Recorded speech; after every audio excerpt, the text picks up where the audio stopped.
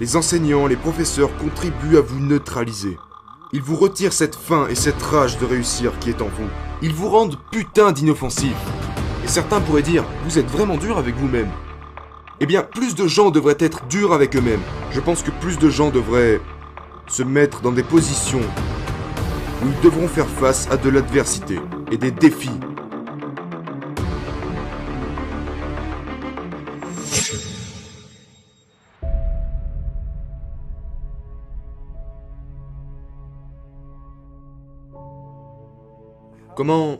Comment exploitez-vous la peur, les ténèbres, les préjugés, toutes ces choses pour en faire quelque chose de positif et puissant? Vous devez embrasser cette noirceur, vous devez embrasser cette rage.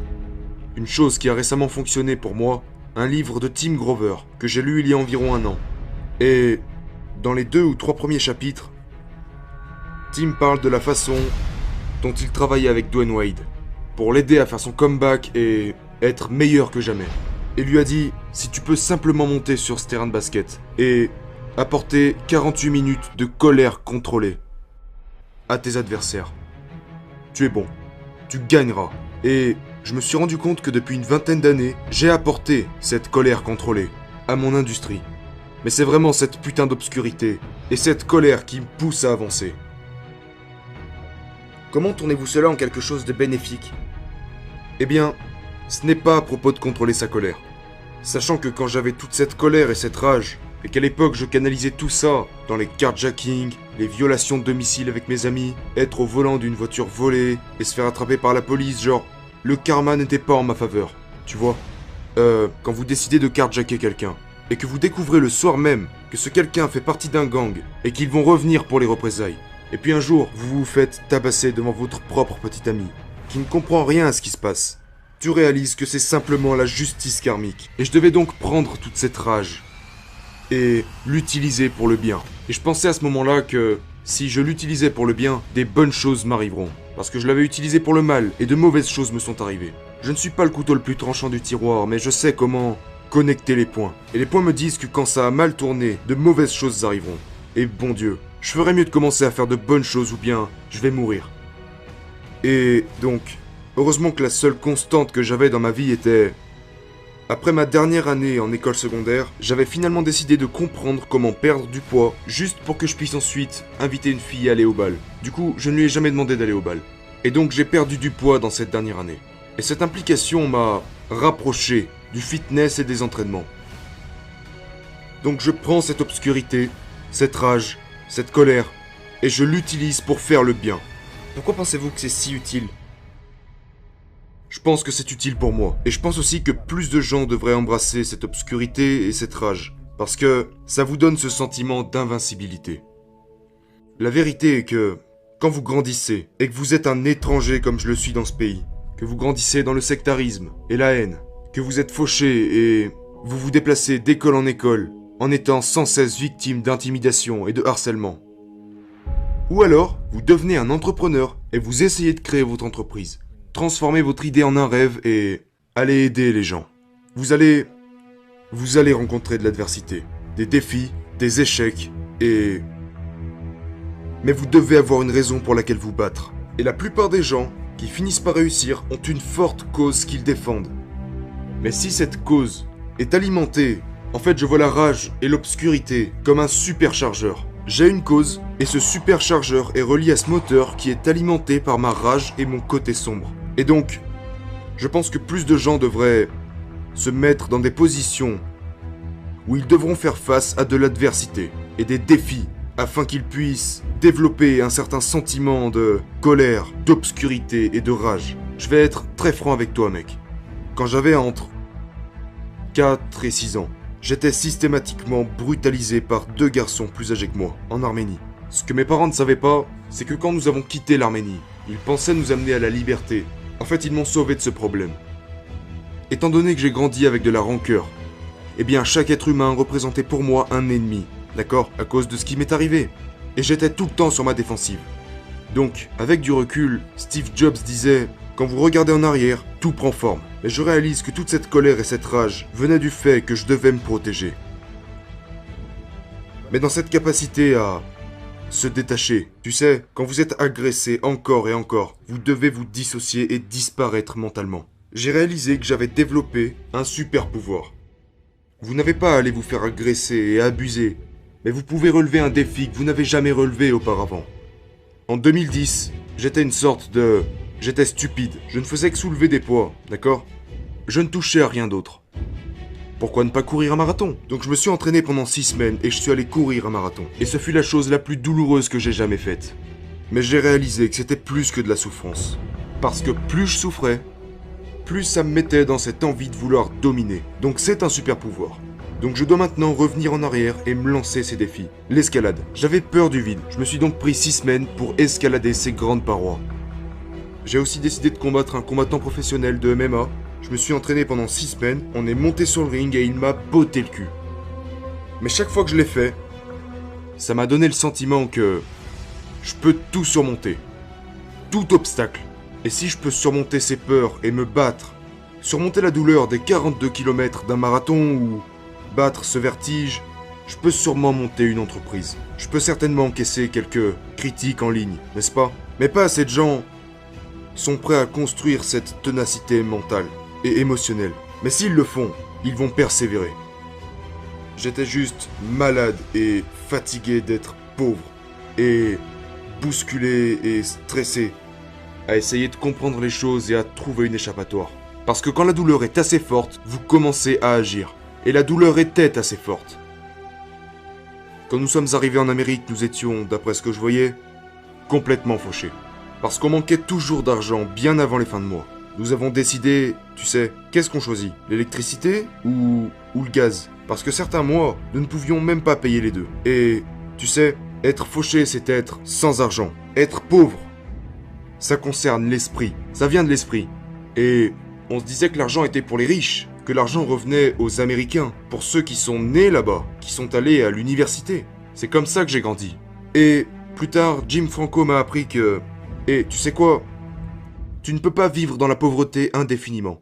Tu ne peux pas. Tu dois vivre en abondance. Tu dois simplement comprendre que les gens veulent juste une solution à leurs problèmes. Et qu'ils s'en foutent de ta couleur de peau, de ton niveau d'éducation. Ils veulent une solution à leurs problèmes. Donc il m'a enseigné... En fait, il a dû briser tous ces vieux schémas que j'avais. Tu vois? Quels étaient ces vieux schémas? Des schémas qui disaient que l'argent est pour les blancs et pas pour les étrangers. Vous le pensez vraiment? Ouais, parce que c'était comme ça. Parce qu'à chaque fois que nous sommes allés chercher nos tickets de ration alimentaire, il n'y avait que des étrangers. Il n'y avait pas de blancs dans la file d'attente. Du moins pas dans les parties de Santa Ana où j'ai vécu. Et donc, je pensais que l'argent était pour les gens qui nous disaient « Barrez-vous, retourne dans ton putain de pays ». Et ça aussi, ça m'a donné de la rancœur. Contre eux. Et donc, je suppose que j'ai prouvé une sorte de racisme inversé envers l'Amérique blanche, tu vois. Maintenant, je me rends compte sans raison apparente qu'il y a tout le temps quelques idiots dans chaque culture. Un autre schéma négatif que j'avais était d'être fier d'être un col bleu, un ouvrier, comme mon père. Et il disait toujours que le travail c'est la santé. Et je crois aussi que c'est le cas. Mais le fait est qu'il y avait tellement d'emplois, genre facteur, employé de station-service, assistant dans des pizzerias. Et donc, à cause de cet état d'esprit, les cols bleus, les ouvriers, nous avons toujours eu cette mentalité d'ouvrier. Et j'étais fier d'être un ouvrier.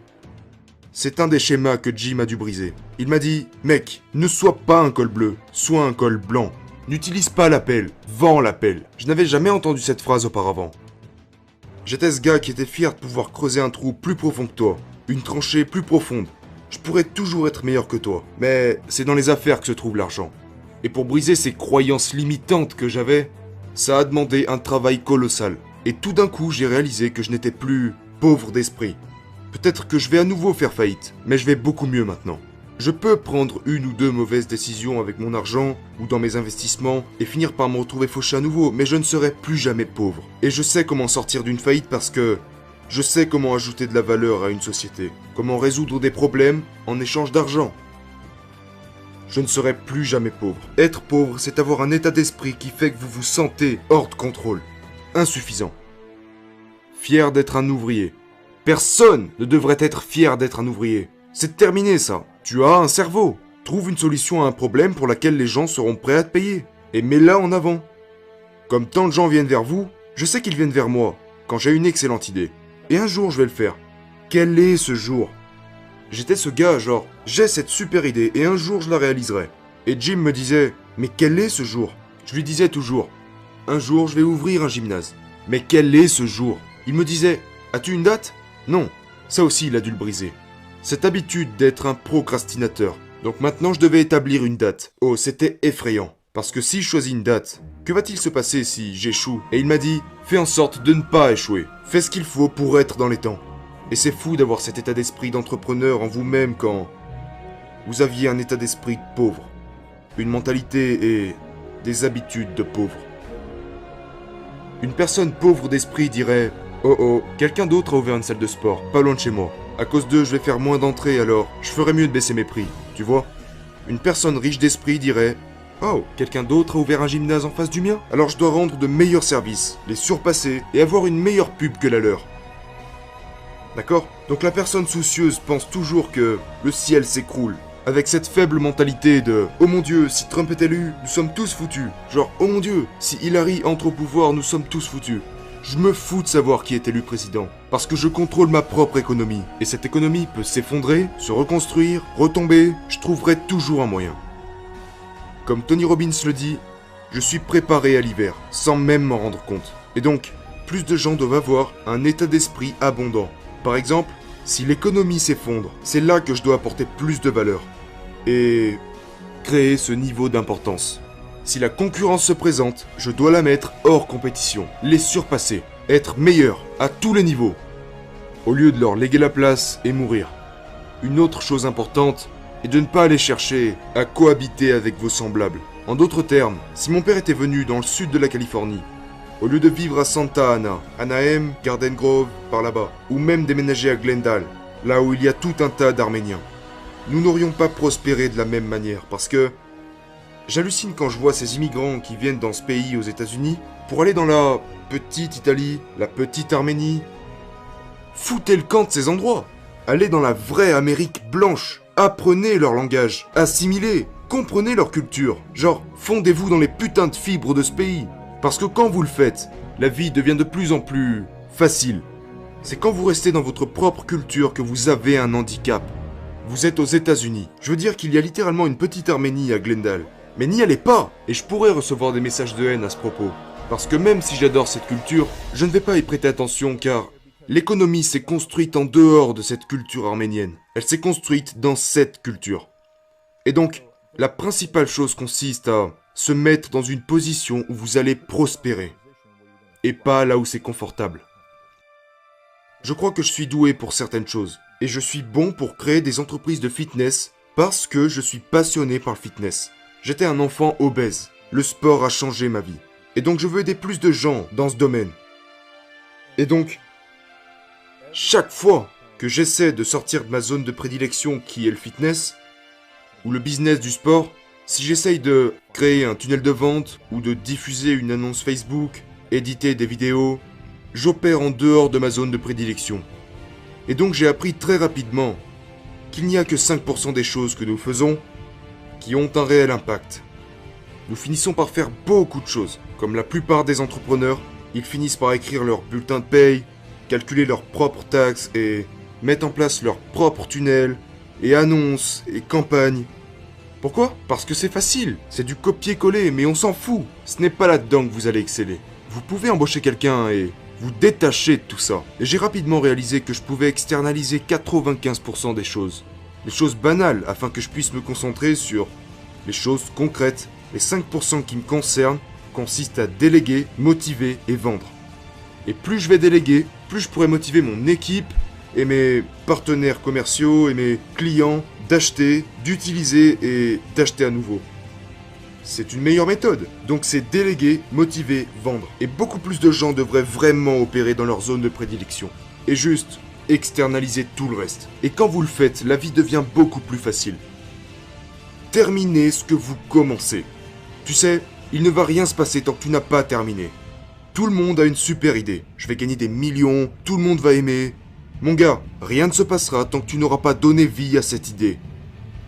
J'adore l'environnement du coaching parce que il n'y a qu'à travers un cours que je peux transmettre ce sentiment d'intensité.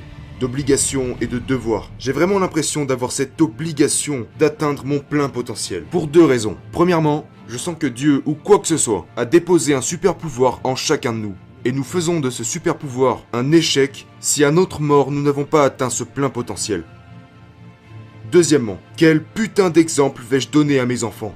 Tu vois, ils n'auront jamais à se dire « Papa a choisi d'emprunter le chemin de la facilité plutôt que celui de la difficulté », même si c'est ce que j'ai fait quand j'étais plus jeune.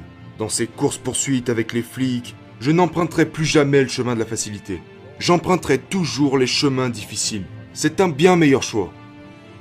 Je crois que nous devons tous être des avions de chasse. Mais nous sommes ensuite neutralisés par nos parents, nos grands-parents, à cause de ces putains de filtres qu'ils ont, de leur propre vision de la vie, des expériences qu'ils ont eues. Ensuite, il y a les enseignants qui vous disent « Vous devez avoir vos diplômes, donc allez à l'université, trouvez un travail. » Allez à l'université ? N'allez pas à l'université. Aujourd'hui, n'allez pas à l'université. C'est la pire chose que vous pourriez faire. Sauf si vous voulez être médecin ou avocat, comptable ou... Tu sais, à part ça, n'allez pas à l'université. Vous pouvez faire beaucoup plus dans la vie sans aller à l'université. Et encore une fois, les enseignants, les professeurs contribuent à vous neutraliser. Ils vous retirent cette faim et cette rage de réussir qui est en vous. Ils vous rendent putain d'inoffensifs. D'accord. Et maintenant, vous êtes juste faible. Je ne veux pas prendre trop de risques. Je veux vivre une bonne vie. Et donc, vous ne sortirez jamais de la moyenne et de la médiocrité. C'est de la faiblesse. Pourtant, tout le monde a à l'intérieur cette faim. L'avion de chasse qui est en vous n'a pas disparu. Il a été supprimé. Vous avez été neutralisé.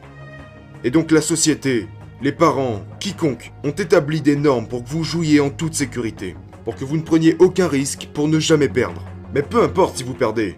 Tant que vous ne mourrez pas, vous pouvez revenir immédiatement.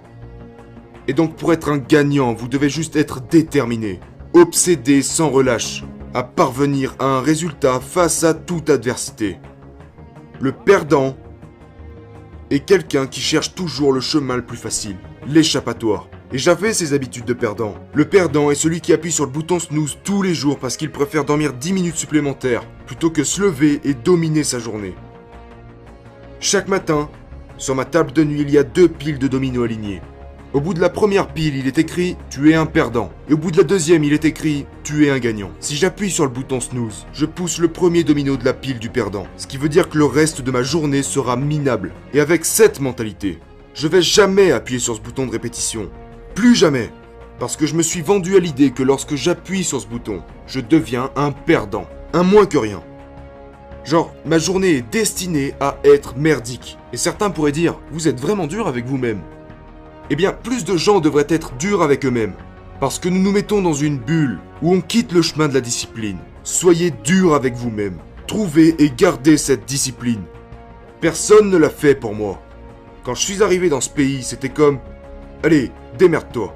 Ou alors on me disait, ne prends pas de risques et trouve un bon travail. Allez vous faire foutre. Je suis devenu celui que je voulais être. Soyez un avion de chasse. Allez au combat tous les jours. Prenez des risques. Et c'est ce que fait un gagnant. Le perdant est installé dans sa petite vie routinière. Et c'est putain d'ennuyeux. La raison pour laquelle je me réveille à 5h du matin. Sans jamais toucher le bouton snooze. Avec un rituel matinal de prendre une douche, boire un verre d'eau, un café, ma boisson protéinée, d'aller jouer avec Cookie, mon chien, puis de m'asseoir dans mon canapé, en regardant littéralement sur mon iPhone quelles sont les 3 choses que je dois faire ce matin. C'est mes 5% qui auront un impact. Et puis je pose mon iPhone à l'envers, en mode silencieux, et je l'éloigne de moi. C'est mon rituel. Et donc personnellement, je fais ma liste la veille pour dominer ma matinée. C'est la même putain de routine. Mais c'est une super routine. Parce que chaque jour est un défi. L'entraînement est un défi. Mon travail est un défi. J'arrive dans mon entreprise et un nouveau défi se présente. Nous devrons faire face à différents problèmes. J'avais constamment des problèmes du tiers-monde. Pas d'argent, pas d'opportunités, pas d'espoir. Très rapidement, j'ai réalisé que quand on dit « il est temps de devenir un homme », il s'agit vraiment d'arrêter de se trouver des excuses, de prendre le contrôle de sa situation et de réaliser son potentiel. Et je savais que j'avais ce potentiel pour construire une grande marque, une franchise pour laquelle je pourrais aider des millions de personnes chaque jour partout dans le monde. Et c'est si bon de se réveiller et de faire ça chaque jour. Mais pour cela, je devais devenir un leader efficace. Tout d'abord, je devais me discipliner. Ensuite, arrêter d'être un hypocrite. J'ai dû apprendre à communiquer et à donner des commentaires sans avoir à me demander si j'avais leur permission. Je devais avoir une vision claire. Où va mon entreprise? Combien d'emplacements je veux? Comment et quand est-ce qu'on va y arriver? Je n'avais pas ça.